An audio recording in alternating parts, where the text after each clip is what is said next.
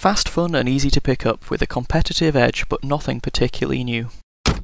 Overwatch, Overwatch, Overwatch. It seems to have been dominating the gaming scene for about the last 9 months or so, with the promise of being the only game you might ever need. Let's start with what it is. It's a 6v6, first-person shooter with 21 different characters, all with different traits and abilities to help them move around faster, kill easier, and survive longer. It's set on Earth in a reality where robots began fighting the humans, and an elite squad known as the Overwatch was put together to try and maintain the peace. Which they did, only to be told that they were no longer needed and the team was disbanded and never supposed to reform.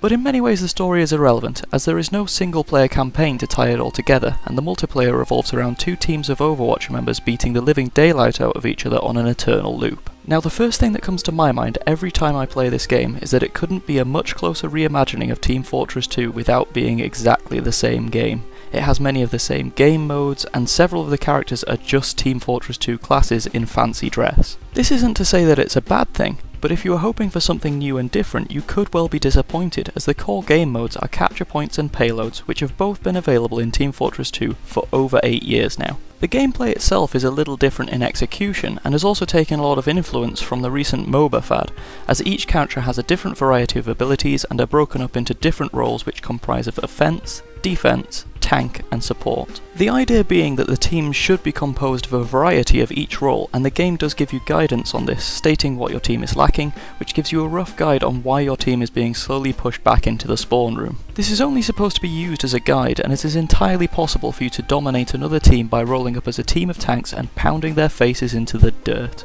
And an important fact to note is that you can change your character at any point in the game. There will undoubtedly be points where you're getting absolutely mullered by the same person over and over again, and that is the game's way of saying to you that you need to swap to something else. The character's abilities usually revolve around having one movement ability, one utility ability, and an ultimate which all mesh with your primary attack in one way or another, and can be combined with your teammates' abilities to obliterate the enemy.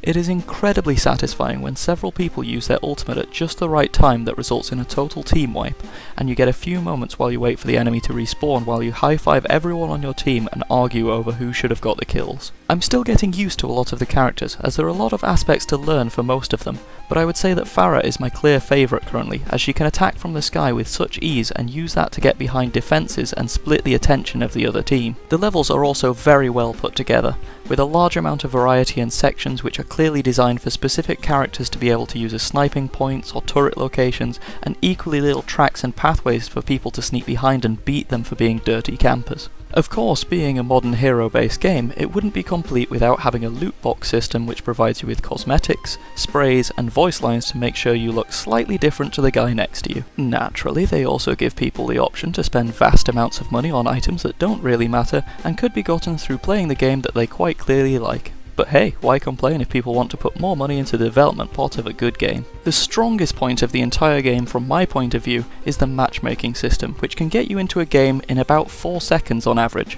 with players that are at least similar in ability to you. This combined with the fact that the games take around 10 minutes to complete means that you can very easily play this even when you only have a few minutes to spare. It means you don't have to plan when you can fit a long game session in. You can just pick it up, play, and drop out whenever. There is no doubt in my mind that Overwatch is a good game, and even if there was, there's a mob of internet vigilantes sat there waiting to defend it to the death, but I don't think it's the god of all games which it has been portrayed as for a very long time. There's nothing new here, just very good execution of existing mechanics and game modes which when combined with a thriving community make it to be a thoroughly enjoyable experience. The part that saddens me slightly is that Battleborn gets compared to this frequently, even though they are very different games, and Battleborn actually is something new.